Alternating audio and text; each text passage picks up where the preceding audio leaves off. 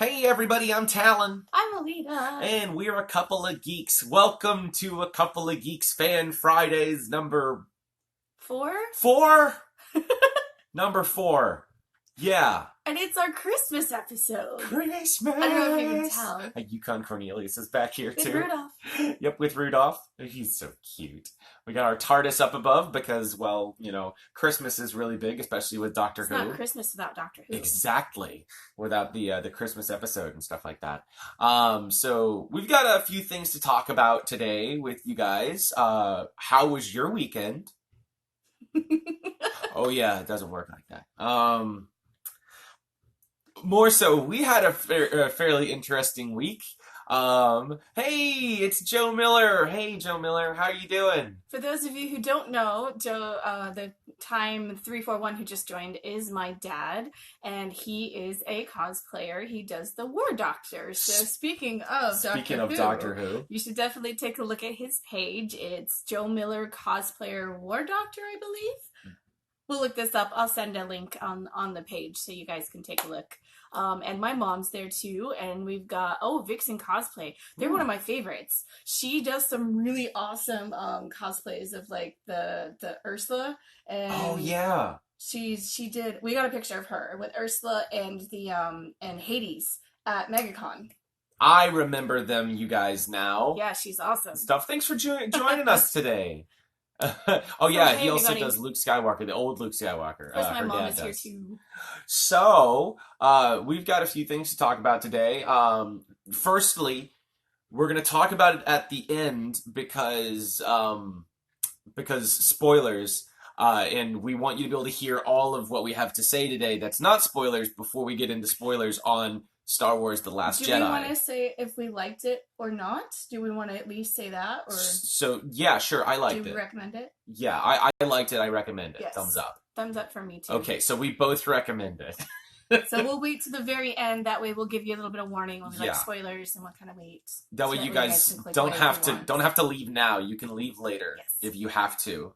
Just in case you haven't seen it yet and you don't want spoilers, because we will be going over some plot points and details and stuff. Oh no, you guys still haven't seen it yet? They're going Christmas morning. I got tickets Christmas morning. What? Yeah.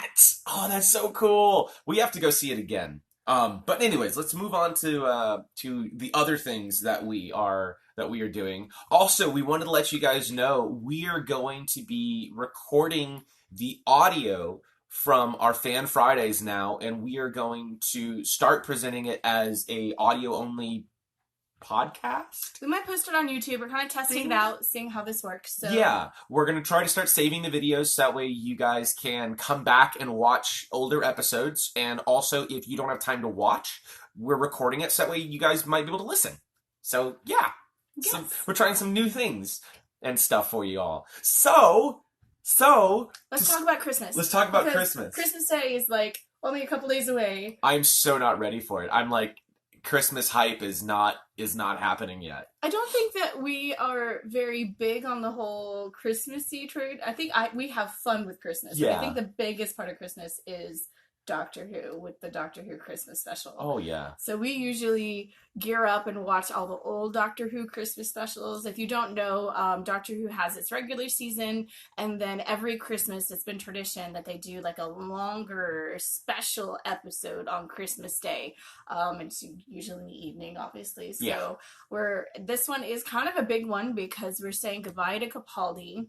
He's going to be going away. Much the sad face. I know, I love Capaldi. So we're kind of sad about that, but it's exciting because that means we're getting a new doctor, and this is going to be a much different experience because the doctor is now going to be female after this Christmas episode. So we're going to be going on all kinds of new adventures after this one. Yes. I've seen a few interviews and heard a few interviews with Capaldi, and we got to see him in person last summer, and he is one of the sweetest guys ever and seems to really enjoy and be thankful for the opportunity to be the doctor. Like, he sees the scope of it, and he's been a really great ambassador for the show. Oh yeah. In my opinion, he's a kind doctor. Yes. He's the rock and roll doctor. He's the cool doctor. He's got the sonic shapes. Angry eyebrows doctor. Angry eyebrows? Oh yeah. But we're I know you guys have probably some. I know my parents watch the show, so we're excited about seeing what's going to happen, but also kind of sad about it too. Yeah, So no, it's never a fun time to end up having to watch the Doctor that you've grown to enjoy seeing have this, regeneration scene because they die. They essentially die and they don't come back. Um, but it's still the same it's doctor. still the same Doctor, but it is you're watching your favorite character in the show die Yeah, and it's really stuff. It's confusing it's for any. hard. It's It's such a hard, yeah. different. It walks the line of comedy and tragedy like really well, like the knife's edge. The show. This is why so many people are fans of the show, is because it really does balance on a knife's edge of tragic and comedic. And hope. There's always Oh yeah. there's always this like spark of hope, and things will come out as good no matter how bad they are, even Mhm. though they can be completely tragic and depressing.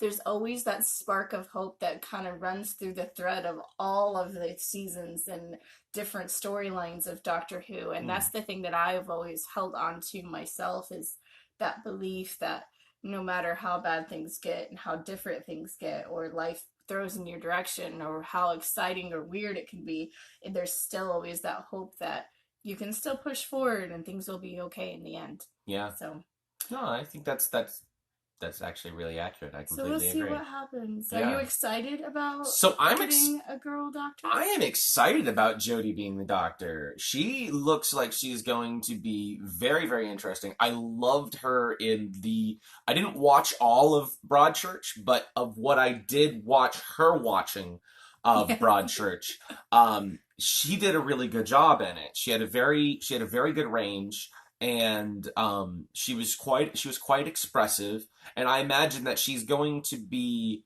as funny a Doctor as well as we're used to I hope so. and stuff. I Yeah. think that she's going to be really good with that. It still keeps that quirkiness. What are you excited? What are you excited about Jodie bringing to Doctor Who, and what things are you excited to see her bring to the table? I feel like it's a little confusing for me, but interesting at the same point, because I've always kind of felt like the Doctor was a unique male character, and that he was uh, more compassionate than most male characters that are out there. I feel like when in terms of Hollywood and roles, that men in general are not portrayed that way, that females are more portrayed as the more compassionate role. So I'm interested to see how this is going to change my viewpoint on it, because I feel like that's why I was so drawn to the Doctor, was that he was such a unique male role model. And I saw a lot of myself in that, being, that compassion side. So Yeah, I think I'm excited about it. I'm really hoping that they kind of push those storylines to be interesting and keep just kind of see where they go with this. hmm. It's like an old whole new land, a whole new like adventure. It So, is. Well, you mentioned with the Doctor having a lot of oh compassionate my god, traits. Genki Goth is Hi, here. Genki Goth. Oh, thank Speaking, you guys. hi Genki Goth. Speaking of Because look up there. that's one of Genki Goth's pieces. You can't see it on the other side, the opposite side of the TARDIS is Gallifreyan symbol, but it's in UV ink. So it's pretty cool. It lights up under It's blacklight, but one we of our haven't set favorite up another pieces thing that yet. we've bought from them, and Oh yeah, they're the cutest couple you'll ever meet ever. So go take a look at them as well, and say hi to Genki Goth and give them some love from us, because they're absolutely. amazing. Yeah, I know. She's like, what? Oh So well, and the biggest, most lovable laugh you'll ever hear ever. Like this, absolutely. she can't like. You, You can't be unhappy I can around. hear it right now, Yes, like through the phone. I'm sure she's Yeah, laughing right over now, the I'm internet, sure, we but can hear it. So, before we got distracted by people like coming and watching us, thank you, by the way. yeah. We hope you guys are enjoying everything. I was saying that in Doctor Who, you mentioned that the Doctor really portrays a lot of like compassion and stuff like that as a male character.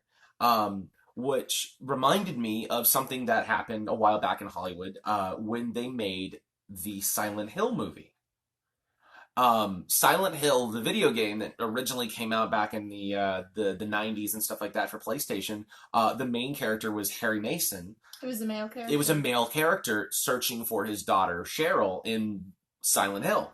And when they did the movie, one of the things that they changed was they changed the protagonist to be Cheryl's mother instead of her father. I wasn't aware of that. That's interesting. Yes. She still was technically the same character. And even they had Sean Bean's character, her husband, was more like Harry.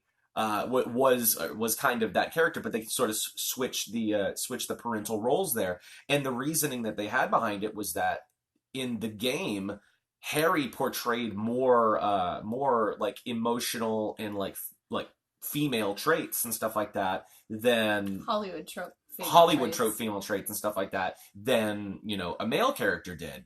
And thinking back on the game, it's like, yeah, that's true. Harry like couldn't shoot a gun. He's like the everyman, but he was really devoted to his family and making sure that he found his daughter and that she was safe. And them changing that in the movie, I felt like it was weird to me at first, but after I watched the film, it was just natural. I'm like, oh, that was that character. It was really, regardless of sex and stuff, it was, I keep doing this today. Air quotes. Air quotes. Air quotes. Regardless of sex, it was, it was the same character. And I'm excited to see how that really turns for Doctor Who as well. Because it is the same character. It's supposed to be the same character the whole time.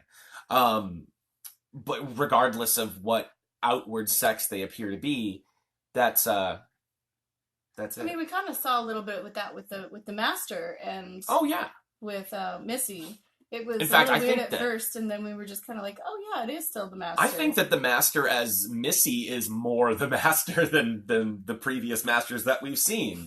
Like the Master as Missy is much more devious. Do you think, and maybe I shouldn't talk about it because I don't know if everybody is caught up on Doctor Who. I do have a question about the way that they ended with Missy, whether or not that's actually like final or not. That's all I'm gonna say. I would love to see Michelle Gomez and Jodie Whittaker go at it as the Doctor and Missy. Maybe see her a little bit of that in the future would be interesting. Oh, that'd be so good. That would be so cool. Oh, I'm geeking out hard right now. I'm a big Missy fan. I love Missy. That's a good idea. Yeah. BBC, do that. Because they're going to be listening to us. Do the thing. Do the thing. Listen to a couple of geeks. Do the thing.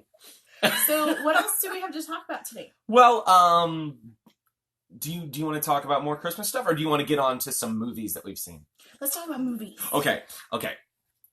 So, the other night, we finally saw Justice League. I know, we were a little late to the party, but... Yes, a little late to the party. And... Before we talk about Justice League, let's talk about a little bit about what we think about the DC movies of so far. So, I liked... the Superman movies. I liked Man of Steel. The Henry Cavill Superman movie. I was on the fence for both Superman movies. There were things I liked. It was all right. And things I was kind of like, that don't understand why they did that. It wasn't really my Superman. It wasn't the Superman that I grew up with. So I grew up with the TV series. What was that called?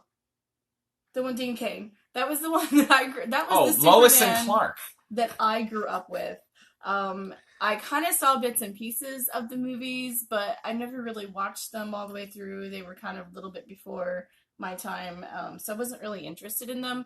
So the Superman that I knew was the Dean Cain Superman. So knowing that he was full of hope and this kind of this central code of morality and always trying to do good, it was confusing to me that this one was so destructive and didn't seem to have a thought for the destruction that he was doing around him and the what was, kind of dealing with what. Oh, I'm getting stuck in my thought. No, I understand what you mean. What you're saying is that that was exactly how I felt about the movie too, was that the wanton destruction of everything sort of overshadowed any good that Superman was or was trying to be and stuff. And honestly, there was some weird choices in that movie and stuff like that. Like, his father being like, "No, don't use your powers," and then everybody dies, and he dies, and he could have like really like saved him like instantaneously and They not could have shown off focused that. on that struggle, and they Yeah, never really did. they never did. They never So did. going into It was sort Batman of versus Superman, yeah. Batman versus Superman. I liked Batman versus we were Superman. very divided on this. Yes, Talon loved it. I wouldn't say loved it. I've edged off my little bit there. I liked it, I was not okay with it. and I thought that it was it had some really really good like new things. I thought Zack Snyder was doing some really really interesting things. Visually, there was a lot Visually, of interesting scenes and yeah. cinematography Mm-hmm. and shots and battle scenes. Like there were some really interesting things, but they were, for me, they were kind of like things you could pull out of the movie and show for like trailers or for like buzz little like clips. Yeah. There didn't seem to be enough content for me. It was just liked a lot of flash. I liked what's his name? Ben Affleck as Tony Stark. I'm sorry. As Iron Bruce Wayne Iron Man Bruce Bat. Wayne. Yeah. Yeah. He's honestly feels like Tony Stark. He does. Well, he does. No. Well, I mean, he's supposed to be Stark the billionaire playboy, but has a lot more swagger to him. Yeah, this was something you were saying about Batman, about Ben Affleck as Batman the other night, was that he doesn't have that Bruce Wayne swagger and stuff like that that previous Bruce Waynes have had. But I agree with you there. I completely do. I don't think that he's got that weight to carry. Like, he doesn't have the angst. This is a much older Batman, and this is one of the things that I thought about Batman vs Superman, was that it is an older Batman. He's maybe past a lot of his issues and stuff. And they set it up pretty well. I thought that Affleck did a pretty decent job of playing Batman. I don't hate his Batman. No, I just don't believe him as Batman.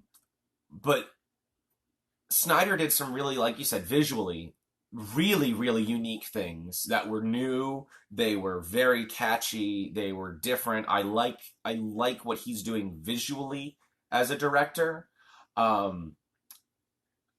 Wonder Woman was honestly one of our favorite movies of the past. Loved so much. Yeah. And the difference between Batman versus Superman and Wonder Woman was that they both kind of had like that visual flash aspect of like these really great scenes, but Batman versus Superman didn't have the content and the heart that Wonder Woman did. Whereas like there's a scene near the end of Batman versus Superman that I won't give away, that you're meant to be very emotional over it, and they're telling you this should be tugging at your heartstrings. You should be devastated by this. And I'm sitting in the theater like, I want to be, but I'm not. So I'm like, I don't understand why I'm not emotionally invested in this story that they're trying to tell me. Yeah. And Wonder Woman got that point right, though. I was like, I was a basket case by the end of that movie. Wonder Woman. It was so much.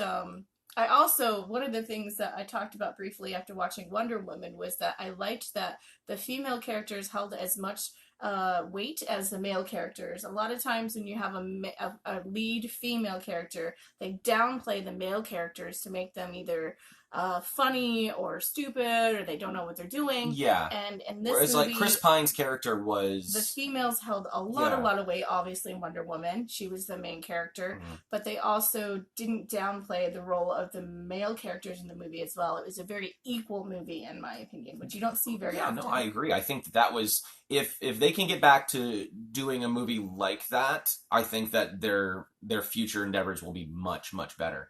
But on to Justice League. I think there were some scenes in there, like really early on in the movie, there was a great scene with Wonder Woman, which we both looked at each other and we were like, what? Cool. That was so cool. There was this, she had her gauntlets, and there was this guy that was like a machine gun. He was going to machine gun a whole group of people. A group of people? and she was deflecting them, like she was running in front of the group of people as he was going down the line trying to shoot these people. And Yeah. it was like you saw the slow motion and she was all like bang bang like and everything, and I was like, oh, that's so cool. What is going on? She So said, "I wonder if their attempt to make the film so films. gritty might affect the connection with the audience." I agree. I agree. I think that possibly that's a pretty common sort of thought process behind this, is that they have maybe over grunged it. But grunge isn't just grunge for the sake of being grunge or gritty. Yeah. Like there's heart, there's emotion to it. Yeah. Like that's what makes gritty and grunge, is that connection to that emotional aspect of it. Well, it's like Sin City. Sin City was very gritty, But it but it also also had had a a emotional lot content. of emotion. Yeah. I'm wondering whether it really just comes down to the writing then, because I mean we can see that there can be gritty movies, and scripts and stuff like that. Yeah, no, like I said, yeah, the grit is really good. It's a good thing.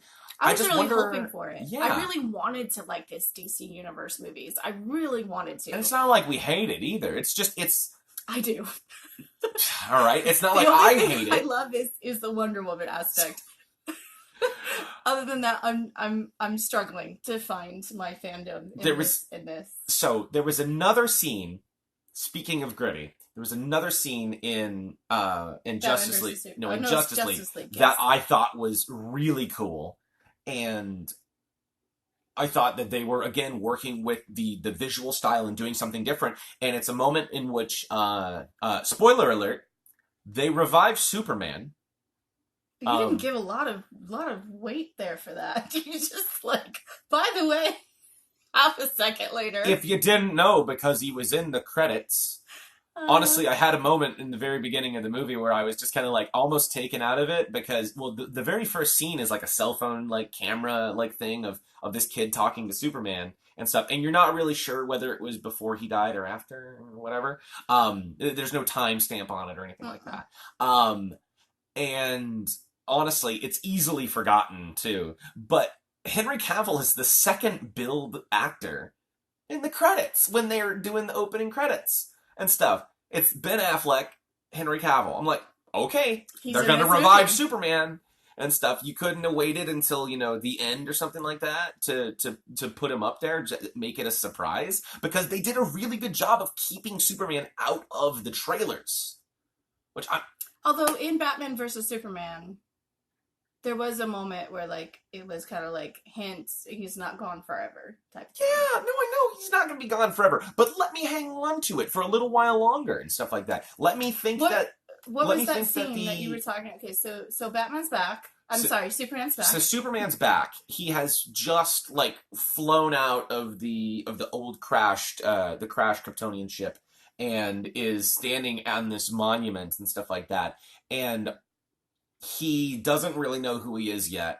And the Justice League that is there, Batman, Wonder Woman, The Flash, and Cyborg are sort of facing off against him. Was Aquaman there at that point? Yes, he was. And Aquaman was there too. See how forgettable it was. They were all there, and they start this like fight thing because he's like freaking out at them and stuff. And there's a point at which all of the characters that are trying to restrain Superman, and the Flash is going in super fast motion. Of course, they're shooting it really slow, running up, trying to get behind Superman. And they do this great moment where you see Superman like from like the side, and his eye turns to catch the Flash and then starts to turn his head. And this is all happening super fast. And he throws the guys off of him. And then they have this super fast motion fight in slow motion, which I thought was really cool. And I'm like, that's really awesome. Now, I found myself constantly comparing all of the Flash fast motion scenes to X-Men. Oh, with Quicksilver. Quicksilver. Those are better. Those are more well done. Those were like artistic movies in and of themselves, is those slow motion scenes in X-Men. And this was a cool moment to see that, but But that was all it was. It was a moment. it's all like And that's the continuing thread that we keep having a problem with is that this is a continuing string these of like brilliant cool moments, but nothing to kind of carry it along to kind of make it the whole movie as a content like make sense. Yeah, There were plot holes, I thought. there were plot holes. There was no tension. Like there was like one moment where they totally forgot about one thing and were like, yeah, I guess this is gonna happen now. They totally forgot about the epic super weapon. At the very end, which is supposed to be like the whole climatic battle scene, then there's they were like, okay, this is our plan, this is what we're gonna do, and then that's actually what happens, and there's no problems, there's no issues, and then they're done with the movie, everyone's happy, end of the movie. And I was like, there was absolutely no tension, not one character had a story arc in my opinion, no one learned anything from this experience, no one like seemed that they were better because of this. There was no issues in the beginning that were resolved at the end. It was they got together, they battled this character, end of story. There were attempts to do it, but they didn't matter. So I'm very frustrated with it. Like Barry Allen, the Flash, his connection with his father who's in jail and stuff like that, and his father wanting him to not be a crime fighter anymore, but to get a real job. And it's like it's this throwaway moment. There are 2 scenes that just have that, and there's no build up or anything like that. Here's what I think that DC did messed up with. They named the villain Steppenwolf. That's where they messed up. But this is where I think that they messed up with their formula. That comparing it to Marvel is that Marvel did like a slow burn. They were like, hey, here's this character. We're going to give you a whole movie about just this character and their backstory and where they've been. Hi, Rita. Hi. And we're going to focus on that. So you had like the Iron Man movies, you had the Thor movies, you had like all of these single individual movies that gave you all of this backstory. Yep. Then they brought together the Avengers so that when you have this multi-cast story, you don't have to focus on backstory because you already have it and you can focus on them working together as a team and where those adventures will take them. DC did not do that. They focused on Superman first, which was kind of a hit and miss for me. Then they threw all these characters together and then tried to give you context and backstory within this very tight story frame of time to try and get you to care about them when there's not enough time to care about them because they only give you like a little sliver of this person, little sliver of this person going, okay, you care about them now, right? You only know them for the last 2 seconds, but when something bad happens, you're going to cry, right? Because that's what we're telling you you're supposed to do. And it's not, that heart isn't there. And I think that's where they're failing. And I think they're trying to catch up with the Marvel success. I think that they were like, oh crap, Marvel's doing really well with what they're doing. We need to do something as well to stay relevant, which these characters are all very relevant, but they're kind of, I think they're trying to catch up too quickly with the time and effort that Marvel did to put into what they did. I feel like as well they're working with, I'm surprised that we have such, like we both were like in the beginning we're like meh, and then it sounds like we really like detest this movie and stuff. This is the first time I think most people have heard us like almost complain about a movie. Yeah, or anything like that, because usually we're fairly positive. Yeah, we're usually really, really open to stuff like this. I'm more sad about it than anything. No, I agree with you. Yeah, it's more just we're disappointed. Yeah. We're not angry, we're just disappointed. So that's our opinion. So, yeah. Let us know what you guys thought. Absolutely. I think we should move on, because we talked about this for a while. Yeah. I don't want this to be like a depressy podcast. No.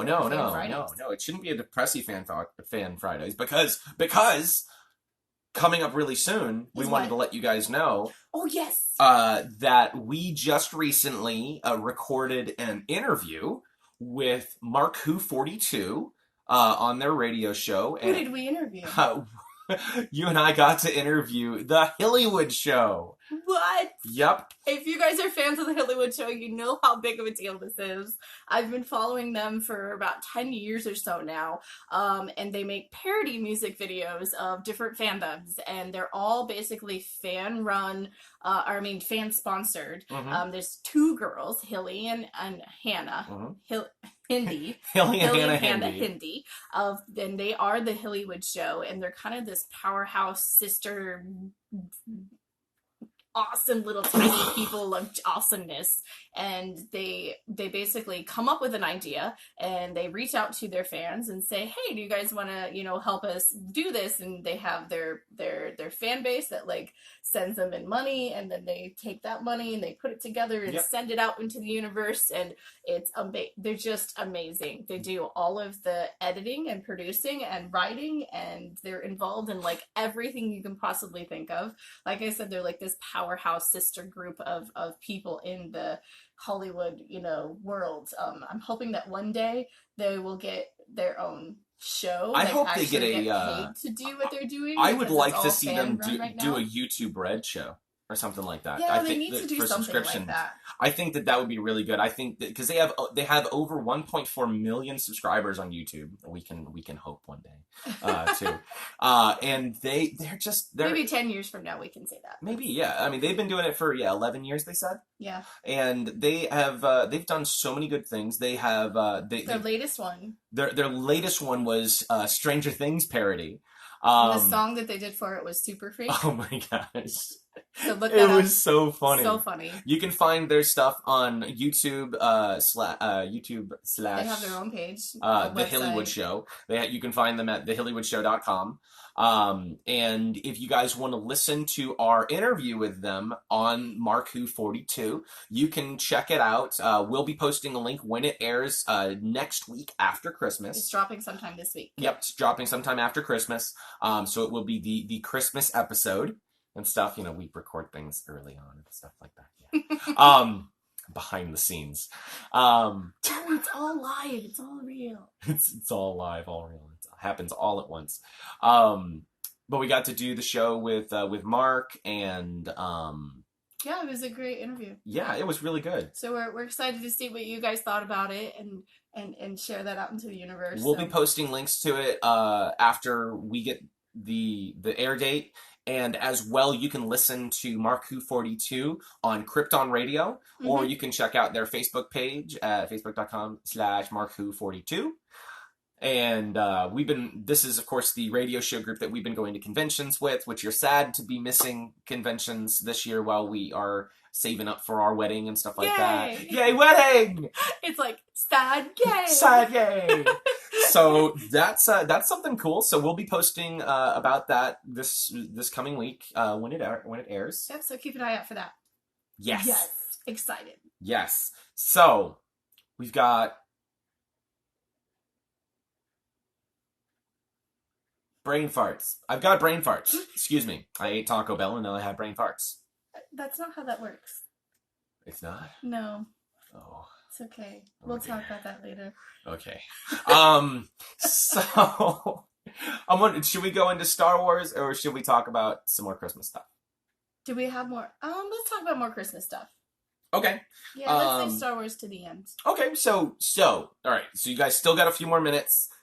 Don't leave yet. We're not going to talk about Star Wars yet. We wanted to talk Star Wars. I didn't call you out on your messed up words today, Missy. And you're talking to me about Star Wars? I'm just wondering if you saw a different movie than I did. No, I saw Star Wars. It's like the battle between Target and Walmart. Star Wars. Who's gonna come out top for This reminds us that should be a Jay and Silent Bob movie. Star Wars. Star Wars. Well, I guess Jay and Silent Bob Strike Back was essentially Star Wars. What team would Jar Jar Binks be on? Would he be on the Walmart or the Target side? He would crawl up out of the sewers. And stuff. He would be Kmart. oh, poor Kmart. Oh, you know what? No, don't say poor Kmart at all. Kmart bought Sears. And Sears isn't doing too well either. Yeah, good point. But anyways. Thank you, good. I also like that you use kerfuffle. That's a great word. I love the word kerfuffle. I also like the word cattywampus. I use that fairly frequently. Especially, it's a great word. There's great words. Boomerang, another really great word. I don't know why that popped in my head. Shush. Anyways, Christmas traditions. We wanted to talk with you about Christmas traditions because Christmas is coming up, and we have these crazy Christmas traditions that we do. Our family has crazy Christmas traditions that they do, and we want to hear from you guys as well what your crazy Christmas traditions are. If you guys want to post in the comments or afterwards when you guys are watching, talk to us about your crazy Christmas traditions. So, one of mine is that just about every Christmas, I try to watch the Rudolph the Red-Nosed Reindeer claymation special. And because I love Yukon Cornelius, he is like one of my favorite characters in all of claymation. What does he say? Well, he says he says when anybody asks him, he's like, "Who are you?" And he's like, "Yukon Cornelius, greatest prospector of the North." Wow! And he throws his pickaxe up in the air. I remember my mother telling me never throw gardening tools up in the air because you could, they could come down and impale you. Yeah, that's not good. Yeah. That's what that movie taught you. Don't throw pickaxes in the air; you could die. But no, I loved that one because as well, like the Bumble. The abominable snowman and stuff was hilarious. He was scary and hilarious. It just that I grew up watching that almost like all the time. It didn't have to be Christmas, but every Christmas we would watch that for sure. I would watch a series of other like Christmas like animated shorts like Frosty the Snowman and the Wile E. Coyote and Roadrunner Christmas special, which was hilarious. You haven't seen Funny until you've seen Wile E. Coyote try to deal with snow. I don't think I've seen this. Oh my gosh, it's so funny. If I can find it. Look this up. We haven't watched that one yet together. But one that we did just the other year as well was we watched the Muppets Christmas special. Mm-hmm. And you had never seen that. I loved watching you be like, because we both love the Muppets. Oh, yeah. And that is so funny. I remember that was one of the first times that I saw and knew who Jim Henson was. Because he has this one little cameo where he's washing dishes with what's the dog's name? I don't know. Not Rolf. The dog from From Fraggle Rock? Yes. I don't remember his name. Yes, but the dog from Fraggle Rock. Yes, for the dog from Fraggle Rock. Do you guys remember the name of the dog from Fraggle Rock? Maybe they'll find Maybe they'll remember. They'll look it up online for us. I can't believe I'm having this brain fart again. This is ridiculous and stuff. You can see the outside of my head. Brain fart? Brain fart, yes. So that's one of the things that I like to watch. And I remember when I was really young, around every Christmas, me and my mom, is it Rufus? Is it Rufus? I can't remember whether it's Rufus. I thought it was something with a W. But Rufus sounds about right. I don't know. It sounds right. I can't believe I'm forgetting this. That's one of my favorite characters. I'm is terrible the dog. with names.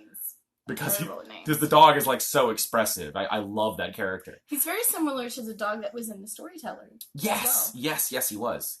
Sprocket! Thank you! Yay! Sprocket! I love that you yelled that too, and I did the exact same thing. Sprocket the dog. It was washing dishes with him, and oh my gosh, that's just, I love Sprocket. Sprocket's hilarious. What was the other thing that you were going to say that you did with your mom? Oh, we would always watch, I can barely recall this film now, but Darby O'Gill and the Little People. I have no idea what that is. I believe it's a Disney film, and it is about, an Irish gentleman who tries to find the pot of gold and stuff like that, and I'm really, really like gonna get like all of the angry hate mail for this one, and stuff. But no, it's the whole thing, and he has a fiddle contest or something like that with the leprechauns. He has a fiddle contest with the leprechauns, and it's all about Christmas movie. Yes, and Rita said it is a Disney movie. Thank you, Mom. Because it's not sounding like a Christmas movie. Well, we always no. It's really weird. There's a banshee in it too, and it's creepy. Like there's this ghosty banshee that's all like, woo! Okay, we're writing this down on our list of things to do. We need to rewatch this one. Yeah, it's an old Disney movie, and it's like they have a.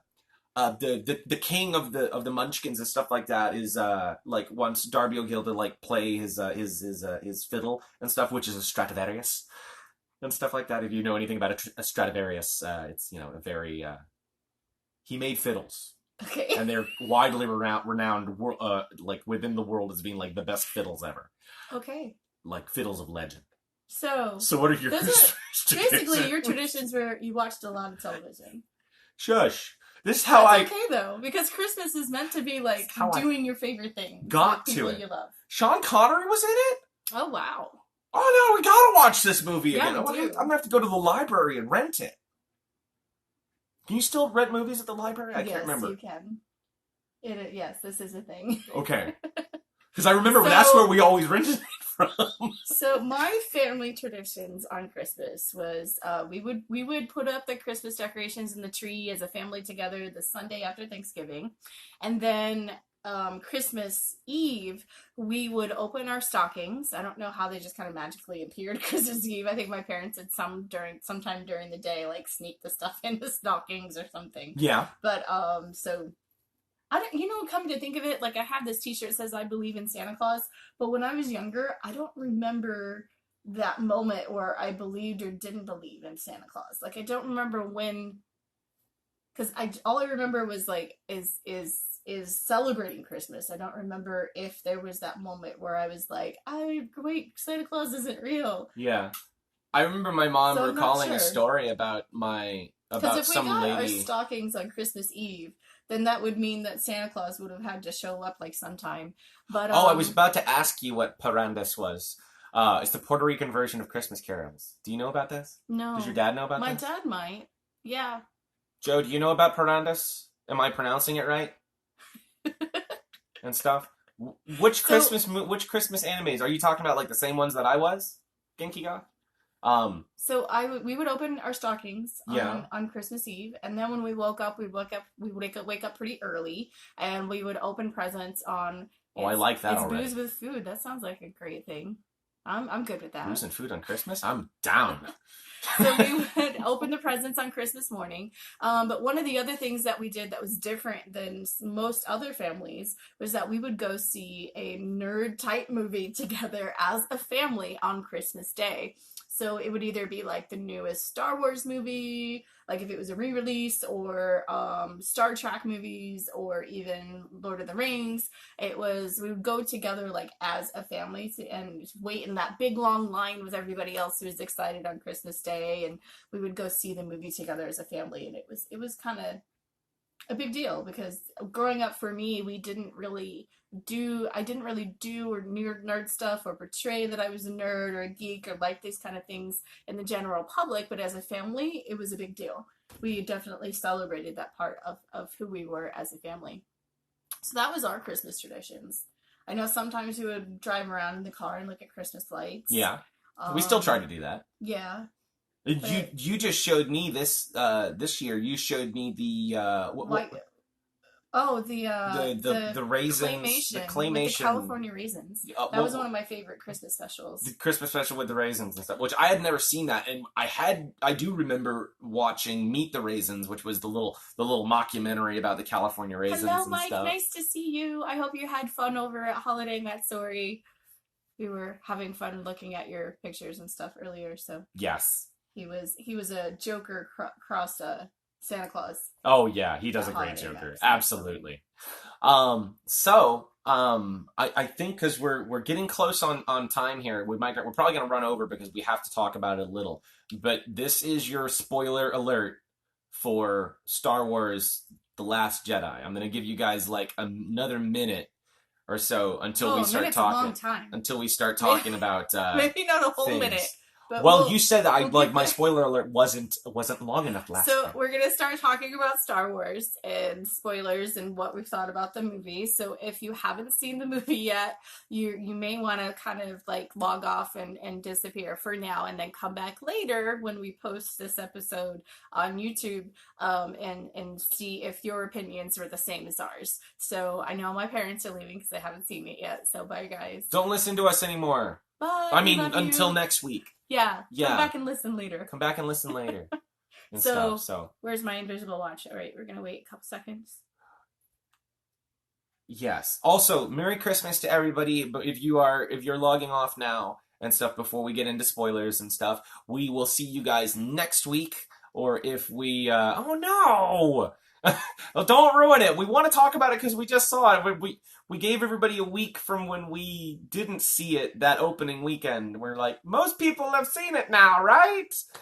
All right. We'll talk to you about it later. Absolutely. Let us know what you thought, please, because we want to know. Yes. We will talk about it again next week then. Just that way we can make sure that we are actually all getting to have a discussion about it and stuff. Because there's a lot of really crazy things. So, spoiler warning one last time. And 3, 2, 1. Spoilers! Like the spoilers on the car. No, that was a stupid joke. I liked that joke.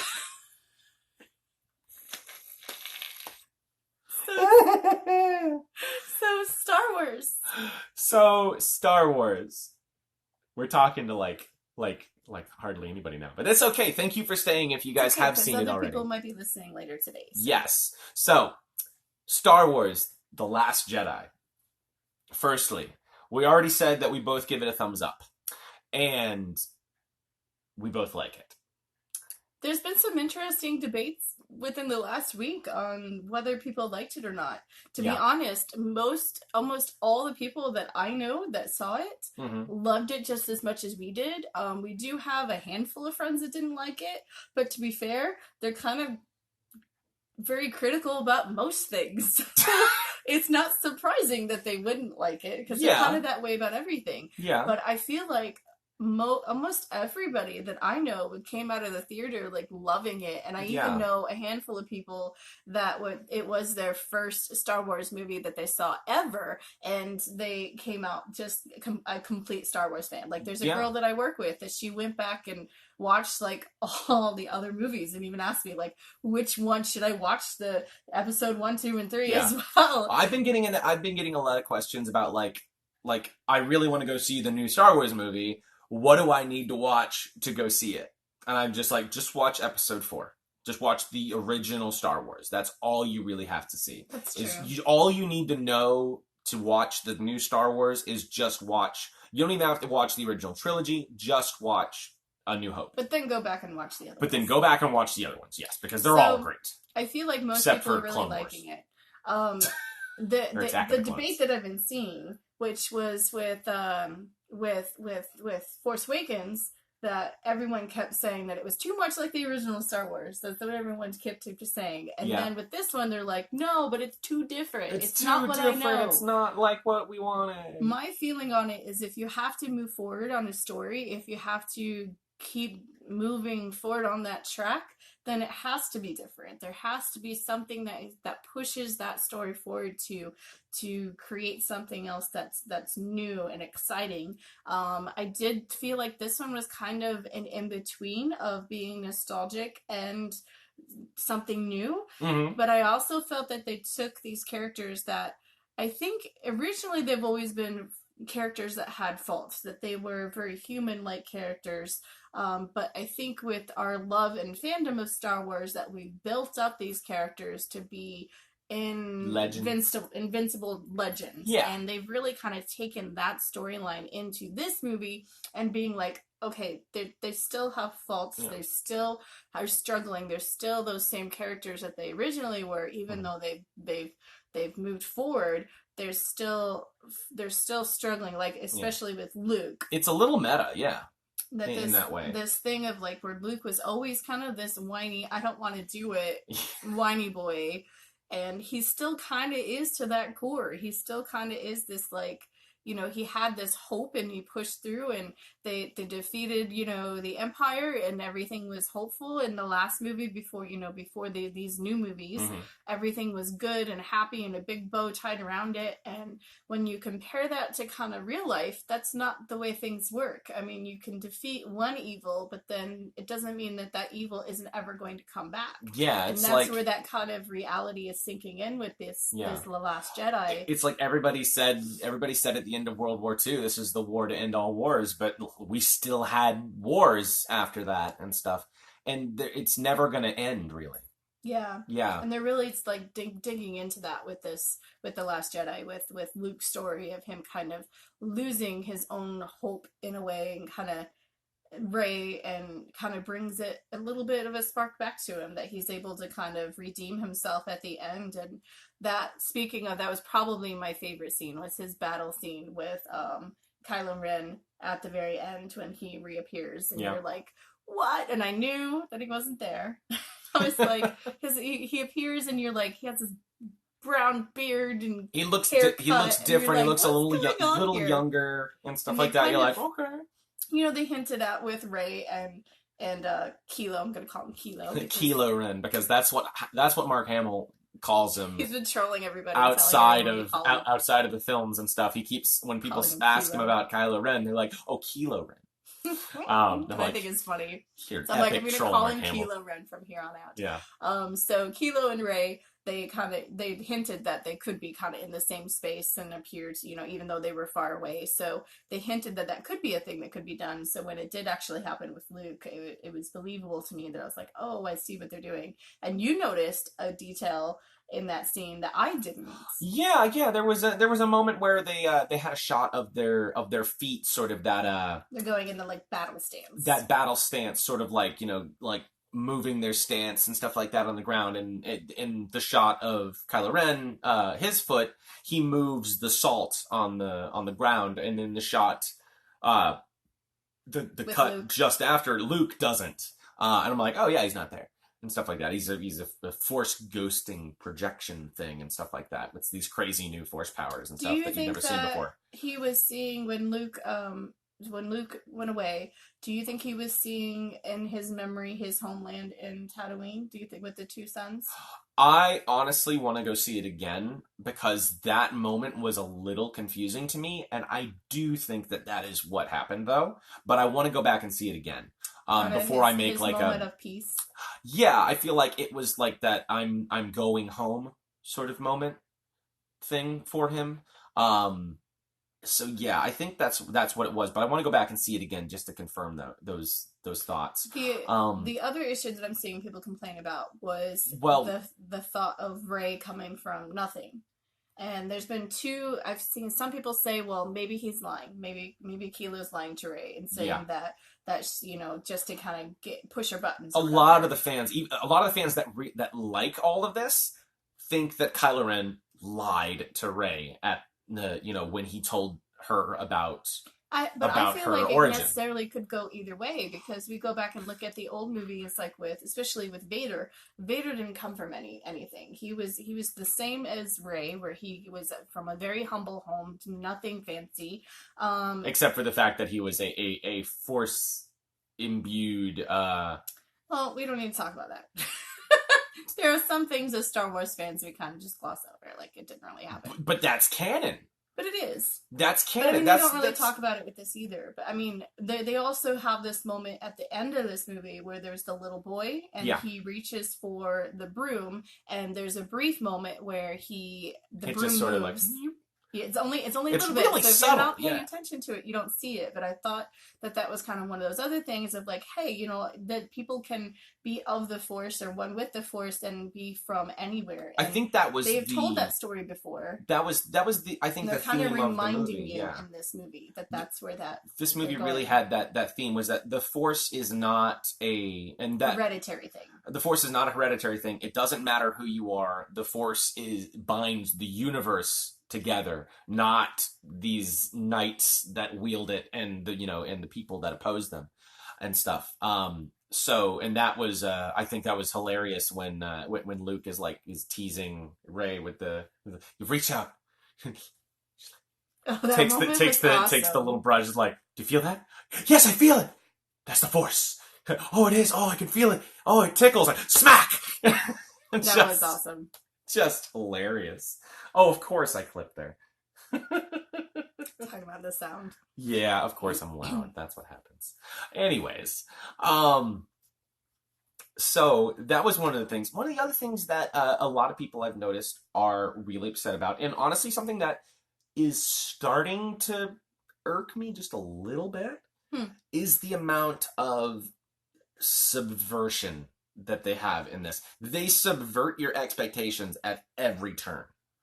Like, literally, what you think is going to happen is not going to happen. They said it in the trailer, they say it in the movie. Luke is like, this is not going to go how you think. And that is exactly what happens. And, I'm starting to get a little, like, feel a little weird about it and stuff. Because I'm like, I'm okay with a movie surprising me. I'm okay with a movie having a happy ending when it wasn't deserved and stuff like that, because you kind of want a happy ending, or you want to have that hopeful ending, which what I feel like this was. But No, but even then, if you really think about it, this it's movie like, didn't really end on a good note. no. There's a handful of people left in the Resistance. Like they I put out like this ping of, hey, we need help, and no one responded. yeah. Like that's really scary to be like, well, maybe they don't have hope in them anymore, and that only this little tiny group of people are the only people that have hope, that are fighting this big powerful thing. So to me, the movie didn't necessarily end on a good note. No. They're defeated. Well, neither did they have survived it, but they're not winning. Yeah, neither did one of my favorite Star Wars movies, which was Episode 5, Empire Strikes Back, which is this movie's mirror, essentially. And that movie didn't end on a good note. Luke lost his hand. Han is frozen in carbonite and stuff like that. It's like, people are dead. Stuff, it was not necessarily a good ending. You find out, that Vader has told Luke that he's his father and stuff like that. It's this whole big mind F of a movie. But it was one of my favorite ones because it had some great moments of tension. It had beautiful camera work and everything. And this movie is very similar to that. But I feel like they deliberately subvert some expectations to some, like, almost to a weird degree and stuff. Like the beginning of the film, when you see Rey and Luke in that moment that we left them at, from The Force Awakens, it has been reshot and they are closer together. It's not what we saw from The Force Awakens. It's a completely different scene, completely different shot.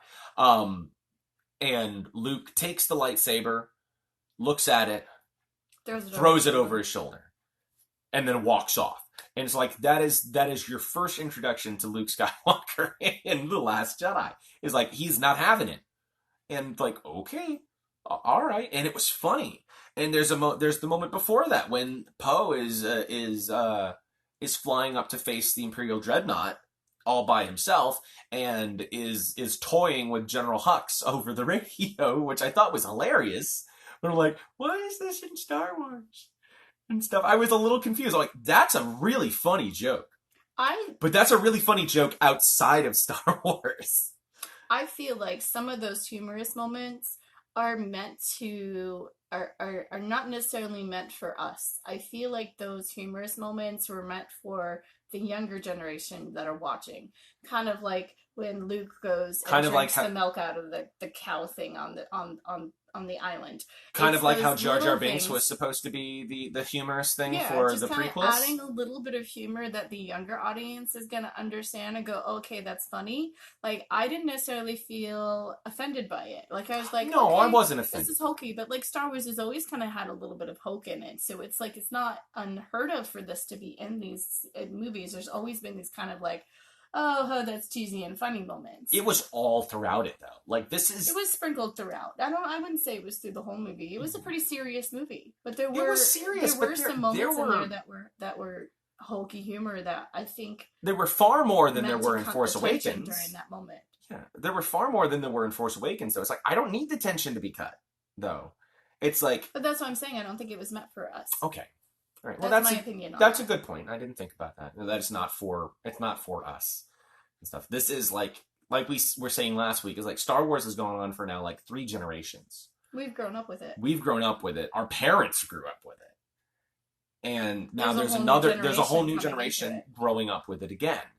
And speaking of like new characters and BB-8, kicked some ass. Oh, I'm yeah. sorry I'm saying it, but I love BB-8 so much.